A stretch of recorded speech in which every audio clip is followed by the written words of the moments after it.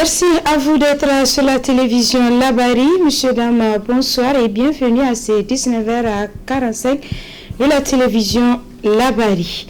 L'acteur de la société civile Sadat Ilia Damalam est libre depuis hier mercredi 20 novembre 2019 après avoir passé 19 mois de détention à la prison civile de Matamei. Suivez à ce propos la réaction de son avocat, Maître Boudal Efred, qui n'est pas du tout surpris de la décision rendue par la chambre d'accusation de Zander. On s'attendait même à cette décision depuis longtemps. Vous savez, on a toujours défendu cette position dès la phase d'instruction. Le juge d'instruction a rendu une ordonnance favorable, disons, particulièrement favorable. Donc, naturellement, on était sûr. C'est parce qu'on était sûr d'ailleurs que nous, on pressait pour le délibérer. Vous voyez, nous avons saisi 2 fois de suite la chambre d'accusation pour faire constater qu'il y a violation de l'article 186 alinéa 2 du Code de procédure pénale qui oblige la juridiction, la chambre d'accusation à statuer dans un délai d'1 mois maximum lorsqu'il s'agit de questions de détention préventive.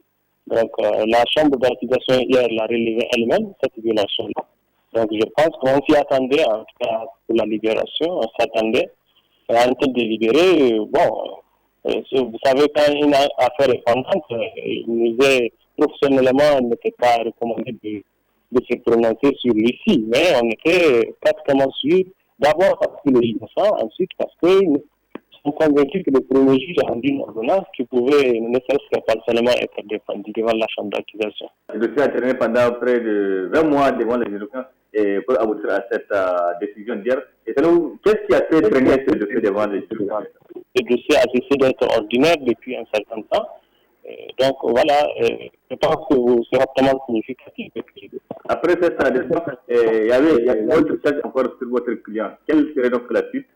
Bon, là, je pense qu'il n'y a pas d'enjeu, mais quand je dis qu'il n'y a pas d'enjeu, c'est que, c'est parce que nous sommes d'abord, le délai de détention, la durée, c'est que c'est une matière délictuelle, ça doit passer plus de 18 mois de détention. Cela veut dire que, même à supposer que les arguments tenaient, ça doit déjà que j'ai mais c'est une infraction même matériellement impossible dans notre droit positif national. Donc je pense que je considère que ça doit en réalité à bénéficier d'un non-lieu parce que il n'y aura pas une suite en tout cas dramatique, rassurez-vous.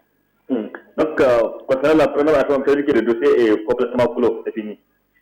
Oui, clos judiciairement au niveau national, mais je vous dis et je vous rappelle que nous avons saisi la Cour de justice de la CEDEAO sur les questions de violation des droits de l'homme et le délibéré d'hier réconforte notre position. Si on peut garder quelqu'un plus de 18 mois de détention préventive, le dénier de son droit à la présomption d'innocence, rejeter toutes les demandes de mise en liberté, et au finish, c'est pour conclure, c'est à quoi on pouvait conclure ou qui était prévisible de la phase même de l'enquête préliminaire.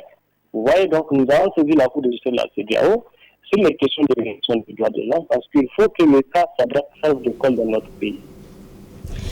C'est un accueil de grand jour qui a été réservé ce jeudi à Zander à l'acteur de la société civile Sadat Ilia Damalam, libéré hier mercredi 20 novembre après 19 mois de prison à Matamei. Il est arrêté le 18 avril 2018 dans le cadre de manifestations contre la loi des finances 2018.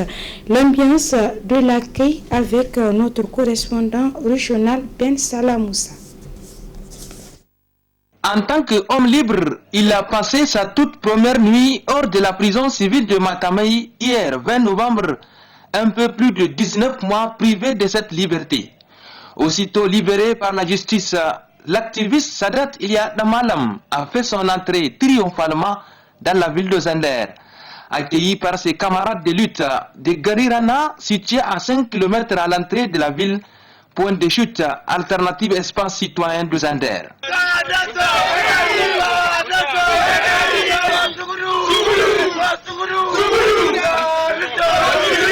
En prenant la parole, Sadat Ilia Damalam, sa toute première réaction, 19 mois après, Sadat a remercié l'ensemble de la population du Niger qui s'est mobilisée derrière lui au cours de cette épreuve difficile.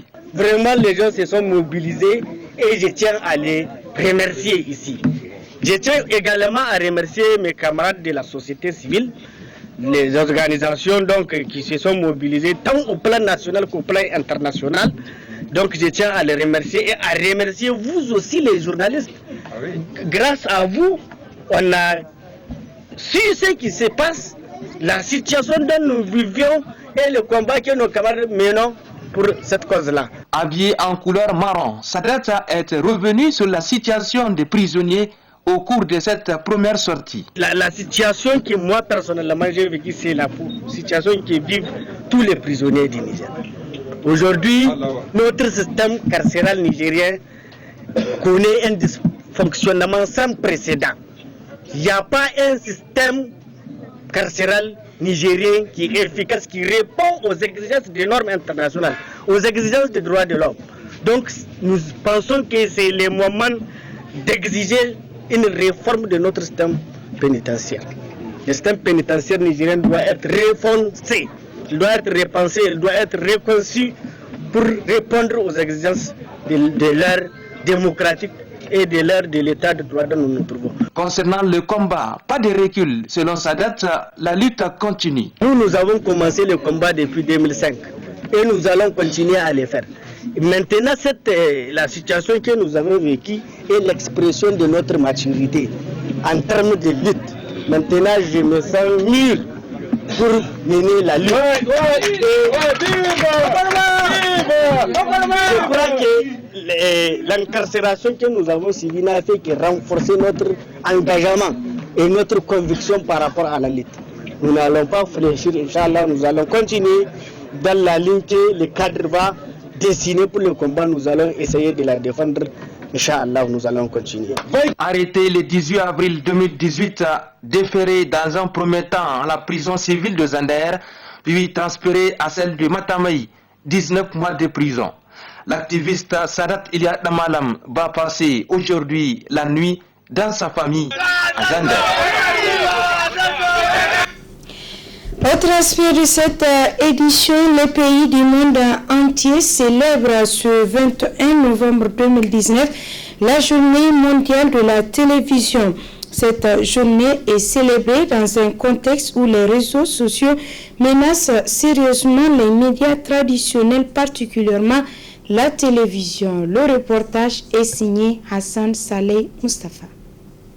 Cette journée du 21 novembre, célébrée chaque année à travers le monde, a été proclamée Journée internationale de la télévision par l'Assemblée générale des Nations unies dans le souci d'encourager les échanges de programmes entre les différentes télévisions du monde, notamment des programmes sur les sujets relatifs à la paix, la sécurité, le développement social et économique et l'amélioration de l'échange culturel. Des sujets qui sont aussi sur les réseaux sociaux qui constituent aujourd'hui des réelles menaces pour les télévisions.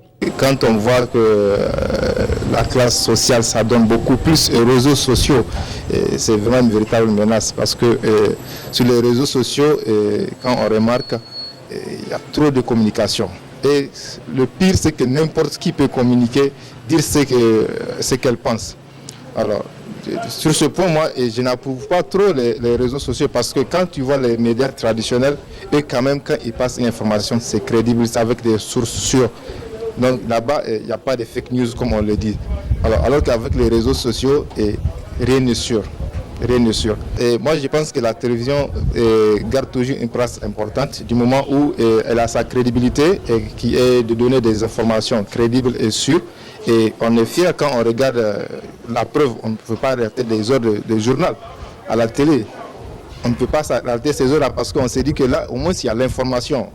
Et ce n'est pas une information truquée. Contrairement aux réseaux sociaux, où quand tu regardes une information, quand tu vois une information sur les réseaux sociaux, souvent on attend l'heure du journal à la télé pour confirmer est-ce que c'est vrai ce qu'on a dit sur les réseaux sociaux. Du coup, je me dis que la télé garde toujours sa place.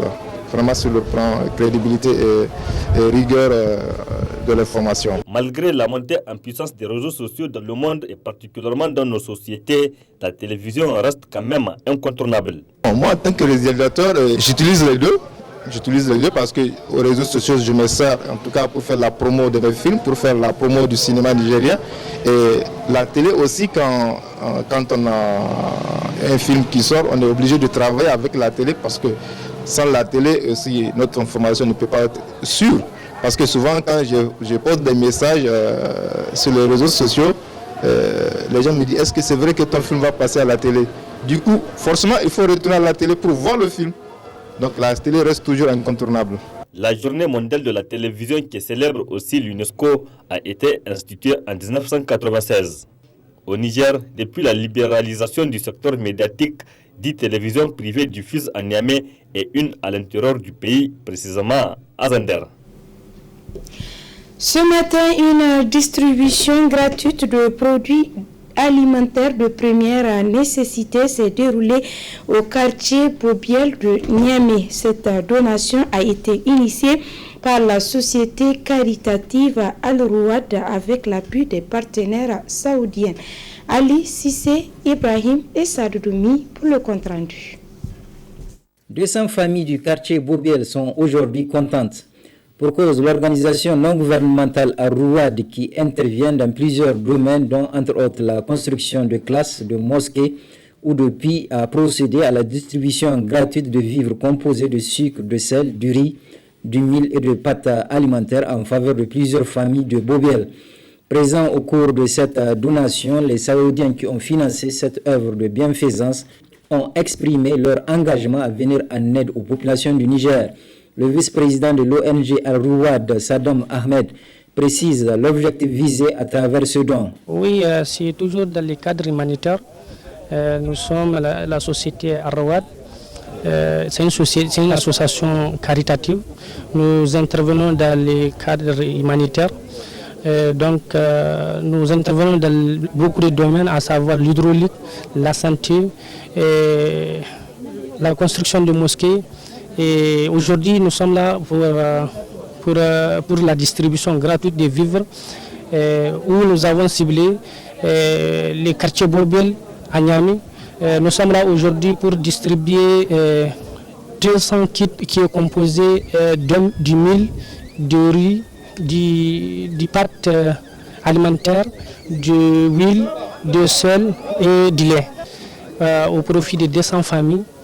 Donc nous sommes aujourd'hui là pour vraiment satisfaire ces populations qui en ont besoin. Ce n'est pas la première fois, ce n'est pas la dernière fois. Inch'Allah, des choses suivront. Donc nous tenons à remercier tous ceux qui nous ont accompagnés dans ce domaine-là. Et nous remercions aussi les autorités qui sont toujours là à notre côté. Et le maire de la commune qui a fait les déplacements pour assister à notre organisation là. Enfin, en plus de remerciements des familles qui ont reçu les dons de vivres, le maire de la commune 1 de Niamey, Abdoulaye Amadou, a également adressé ses remerciements à l'endroit de l'ONG caritative Al-Rouad et ses partenaires saoudiens. À l'occasion de la journée internationale des droits de l'enfant, le village SOS d'enfants a organisé hier après-midi une conférence débat. Cette conférence vise à informer l'opinion nationale et internationale des difficultés auxquelles fait face le village SOS d'enfants. Suivez le compte-rendu. Le problème de nationalité des enfants en difficulté familiale et la formalisation des familles d'accueil.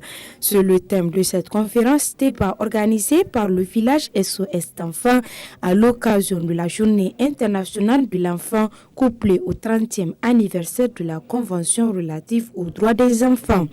En effet, le village SOS d'enfants fait face à de nombreuses difficultés de prise en charge des enfants et c'est là depuis plusieurs années, d'où la tenue de cette rencontre. Dans le cadre de nos activités au Niger, nous étions confrontés à un certain nombre de défis, pour ne pas dire de difficultés, à pouvoir apporter les réponses que nous avons souhaitées.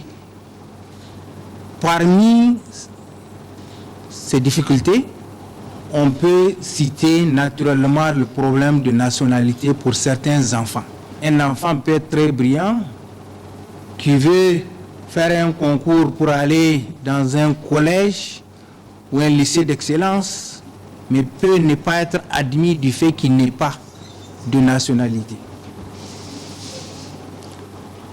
L'autre difficulté majeure que nous rencontrons, c'est aujourd'hui les questions des familles d'accueil. Les conférenciers, composés d'éminents chercheurs des responsables de la protection des enfants, ont tour à tour dénoncé la façon dont les enfants en difficulté sont traités. Pour ces problèmes de famille d'accueil, il va falloir les formaliser. Et les formaliser comment? En organisant un atelier qui doit réunir tous les acteurs de protection pour définir des critères par rapport à la sélection de celui qui doit être, telle famille peut être famille d'accueil ou bien telle autre ne peut pas être famille d'accueil. Qu'un enfant n'a pas d'état civil, c'est une question qui ne correspond pas aux valeurs de responsabilité et d'humanité du Niger. Ce problème, en réalité, ce n'est pas un problème d'enfants, c'est un problème des adultes, parce que ces enfants n'ont rien demandé. Ils n'ont pas demandé d'être là. Je suis très content qu'après avoir entendu la directrice, que ce problème est en cours d'être réglé et que les textes sont à l'Assemblée. Il me semble que pour avoir l'acte de naissance, il y a moins de problèmes justement que quand on doit chercher la nationalité. Et c'est quoi la difficulté? C'est que justement, comme il a été rappelé, on demande l'acte de naissance d'un des parents. C'est là la difficulté. Donc, qu'on ait dit que dès qu'il est né au Niger, il est nigérien ne suffit pas. Pour une meilleure prise en charge des enfants en difficulté familiale, l'État doit redoubler d'efforts en formalisant les familles d'accueil à travers l'adoption des tests et statuts des familles d'accueil ou encore en organisant des campagnes de sensibilisation car pour le bon épanouissement d'un enfant, il lui faut une famille stable et affectueuse. Voilà, point final de cette édition. Merci à vous de l'avoir suivi et restez en compagnie des programmes de la télévision Labari.